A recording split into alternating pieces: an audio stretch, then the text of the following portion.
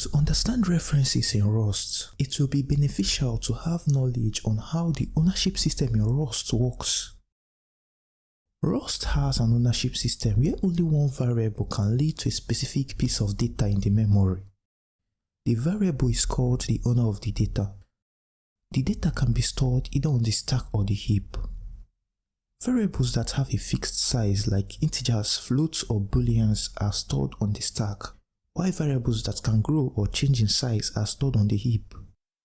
Here, x is a stack variable, and when we assign y the value of x is copied on the stack and y becomes the new owner of the copied value. When we print them, we can see that their values are the same.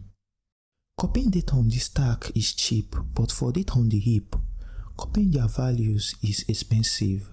So when we assign b the value of a, since there can't be two pointers to the same data, b becomes the new owner of the data and variable a becomes invalid. When we try to print the value of a, we get an error. When data is stored on the heap, a pointer to that location is returned and pushed to the stack. The variable labels the address of the pointer on the stack. You can watch this video to learn more about ownership, the stack and the heap. Sometimes you may want a variable to point to a data of another variable without taking ownership of that data. This is called borrowing. What happens during borrowing is that a special pointer is created and pushed to the stack, and that pointer leads to the other pointer that leads to the data on the stack. This special pointer is called a reference. To make b a reference of a, we add an ampersand right in front of a. Now we can make use of both variables and we can print the values of both variables without any error. Creating and using references comes with a set of rules called the borrowing rules. The first one is that a reference will always point to a valid data. When we move ownership of the variable to variable c, variable a and all its references becomes invalid and we can no longer use them. When we try to use b, we get an error. We can also pass ownerships and references in function parameters. To specify if a parameter is a reference, we add an ampersand right in front of the data type. If we pass a into the function that takes ownership, the pointer is moved to the parameter of the function and a becomes invalid.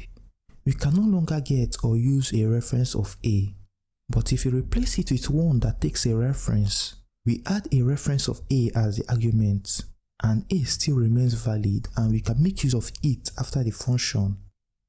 There are two kinds of references, immutable and mutable references.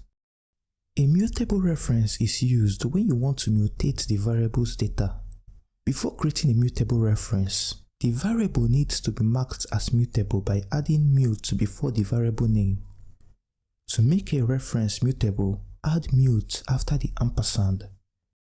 Here we have a function that mutates a vector of integer and pushes 3 onto the vector. In its parameter v, we specify that v should be a mutable reference of a vector. After we mutate a still has ownership of the vector and we can print out its value. The second rule is that we can have either as many immutable references or only one mutable reference. You cannot have a mutable reference and any other reference. When there is a mutable reference, all other references becomes invalid and we can't use them. If we try to print the value of c, we get an error, but we can use the mutable reference d since it's the last reference. We can have multiple mutable references as long as one is not used after another is created. Here we have mutable references d and e, mutating the vector a. As long as any other reference created before e is not being used, our program compiles and runs successfully. References can't outlive the owner. Here we have a variable s created at the outer scope, and at the inner scope we have a variable t which is an integer 5. We then make s a reference to t. This compiles at the time, but the problem with this is that when t goes out of scope, all its references will become invalid. If we try to print the value of s, then we get an error. Rust figures this out using lifetimes. Each variable has a lifetime associated with the scope in which it was created. Here, S has a lifetime which we'll call A and T has a lifetime which we'll call B. When we assign S a reference to T, Rust compares the lifetime of S and T and sees that the lifetime of S is longer than that of T. Now when T goes out of scope, S becomes invalid.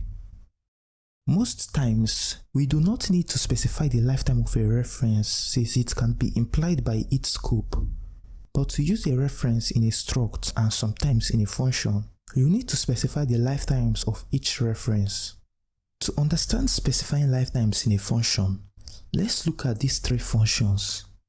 In the first function, we try to return a reference for a variable created inside this function. But when the function scope ends, the variable x is dropped and the reference becomes invalid. So this function returns an invalid reference, therefore it won't compile. In the second function, we return x from the function's parameter, which is a reference of an integer. It compiles successfully as the compiler assigns the lifetime of the return value of this function to that of x in the parameter. So when we make use of this function here, the variable b is valid and given the lifetime of a. Even if we create an inner scope and assign b to the return value of this function, we can make use of b outside the scope as their lifetime are the same. For the third function, here we have two parameters. Now the compiler can't figure out which lifetime to assign the return value of the function, so we manually add a lifetime to the function. We label the lifetime of a reference by adding an apostrophe after the ampersand, followed by the letter we choose to label it with in small cases. To add a lifetime in a function, we specify the label of the lifetimes used in the function in an angle bracket, then give each reference parameter and return values, their lifetime and their ampersand. Now this tells the compiler that the return value lives as long as both parameters live. If one of the two is dropped, the output of the function is dropped too. To learn more about lifetimes, check out this video. If you can't find it on the end screen, subscribe with notifications on to be alerted when the video gets released. Thanks for watching.